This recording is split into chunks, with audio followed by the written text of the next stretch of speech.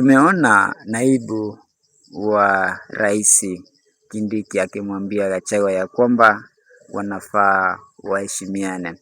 Wawili hao wamekuwa sana na ugomvi, na nadhani ya kwamba kuna kipindi ambacho naibu rais alimwambia Gachagua ya kwamba eti kuna wakati ambapo atakuja kumwaibisha, na sijui kama hilo ndio jambo ambalo limemfanya Gachagua pia wao kurushiana maneno. Kumbuka ya kwamba nafasi ambayo ilichukuliwa na Kindiki ndio nafasi ambayo ilikuwa ya Rigathi Gachagua baada ya kupanduliwa kwenye nafasi hiyo, na ikumbuka ya kwamba sasa kuna kipindi ambacho Rigathi Gachagua anamuiga kwa kitu ambacho Kindiki anapenda sana kusema, fire si fire, ni noma au si noma.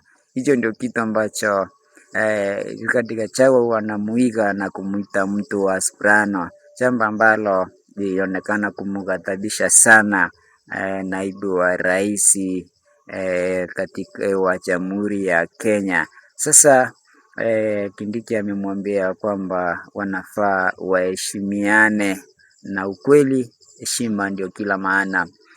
Kwa hivyo tunashauri viongozi wetu ya kwamba iwapo wana chuki yao wasije wakaileta chuki hiyo kwa wananchi wa kawaida, kwa sababu wananchi kile ambacho tunahitaji ni amani, watu wapendane. Hiyo ndio lengo letu, lakini mambo mengine ya furugu tusije tukaingia ndani nayo. Sisi ni watu ambao tumetoka kwenye sehemu moja, kwa hivyo tunafaa tupendane kwa sababu Kenya ni yetu.